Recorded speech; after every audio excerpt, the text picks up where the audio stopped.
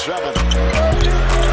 Barrett outside the switch. Doncic goes all out. Great step.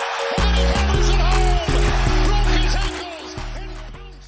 What's going on, guys? Welcome back to a brand new video. I hope you guys are having an amazing day or night as the New York Knicks come out with a much needed victory up against the Washington Wizards in Madison Square Garden. If the Knicks want a shot at the playoffs, they got to win these winnable games. And this is a game we definitely wouldn't have won in the past. They have talent, but they're not that well coached of a basketball team. They're not the greatest defensively whatsoever. Actually, one of the worst in the league, right there with the Sacramento Kings. Again, they have talent, but there's not much structure and there's not much discipline. And there's some young players over there. As we came out with the W, 131-113, it was tough coming off those losses against the 76ers and the Brooklyn Nets. So we definitely had to win this game. And of course, we go on to take the Wizards on Thursday once again. And again, another game that we should win, but the Knicks just absolutely swapped the floor. They just absolutely just cooked the Washington Wizards in this basketball game. It wasn't even close. At the beginning, the Wizards, they were kind of cooking. Bradley Beal was getting things going. Rui Hachimura was killing us from mid-range territory. Elfrid Payton did go on to get in foul trouble. Actually, he came back from his injury, and he was starting at the point guard position. But yes, literally ever since Alec Burks came in at the point guard position, as he was actually playing backup point guard. If you didn't know, of course, Johnny Bryant, the assistant coach on the Knicks, of course, staff and all that.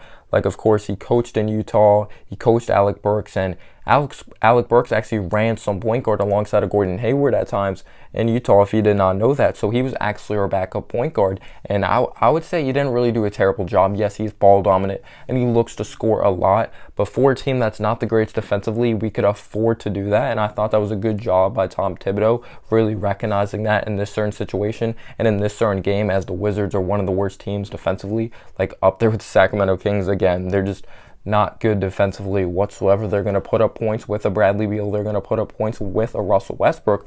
But anyway, Elfrid Payton got in foul trouble. And ever since Elfrid Payton got out of the game, literally this team was thriving offensively. RJ Barrett, Julius Randle was absolutely unbelievable. 37 points, 7 3-pointers. Mitchell Robinson had a double-double. It looked like he was starting to get back into basketball shape, and it was like he was really adjusting back to the speed of the NBA. It's really hard to tell, though, because the Wizards, again, are one of the worst teams defensively in the NBA. And I thought the Knicks even played well defensively in this basketball game. You take a look at the Wizards. Who's their main scorer? Who's averaging 30 points per game? It is Bradley Beal. We held him to 22 points. If you could hold Bradley Beal to 22 points, you're doing something right defensively. I believe Westbrook had 13 points on 14 shooting. It was really bad efficiency. Deni Avdija ended up fouling out in this game. Most of his points were kind of in garbage time for the Washington Wizards, but I'm not going to blame them. They're going to do their best. They're going to play their heart out and try to improve throughout the game, but Deni Avdija did not play well in this game. I would say actually Rui Hachimura played the best for the Washington Wizards, but we just held our own defensively. When RJ Barrett blocked that shot, that was amazing to see. This team was competitive. Tom Thibodeau was calling timeouts when we're up 1,000,000 points. That's what I love about Tom Thibodeau. He is not satisfied whatsoever. We're going to get into some things I really don't like about him, but we were hustling. Alec Burks made that beautiful play. RJ Barrett playing good defense. He had another 20-point game. He's had so many 20-point games this season. He's just been a complete player, and keep in mind, he's only 20 years old. He can't even drink.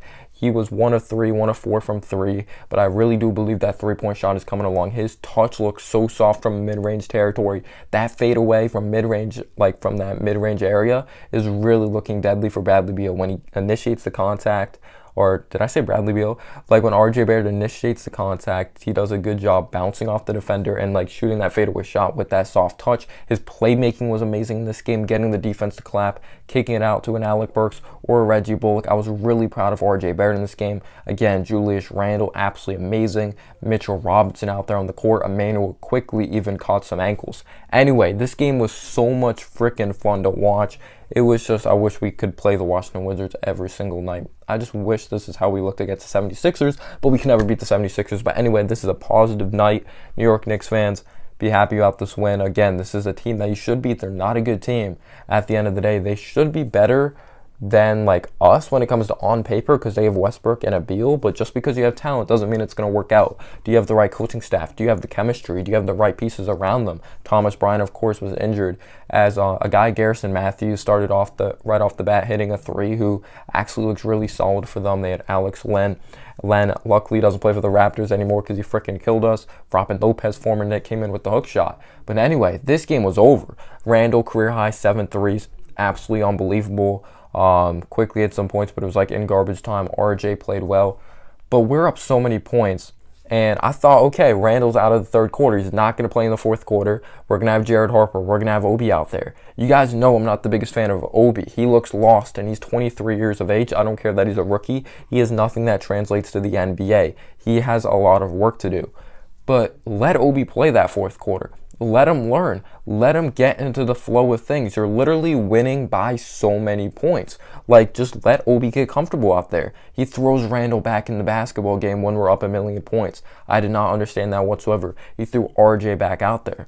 Like, of course, that's something I kind of do understand because he's been doing that, like, ever since the Bulls days, which is concerning. Randle deserves rest. He plays so many minutes. He puts his team on his back. I really did not understand that whatsoever. Let Obi learn. But that also speaks volume that he has no confidence in Obi Toppin whatsoever, and that was not his pick, and it was Leon Rose's pick. But let me know down below your thoughts and analysis. Knicks come out with the W, and as always, guys, have a humble day or night. But another thing, actually, like before I close out this video, the Knicks need to learn how to pass in transition. They should work on that three-man weave drill that I learned in freaking middle school. But anyway, learn how to pass on the fast break. All right, peace out, y'all.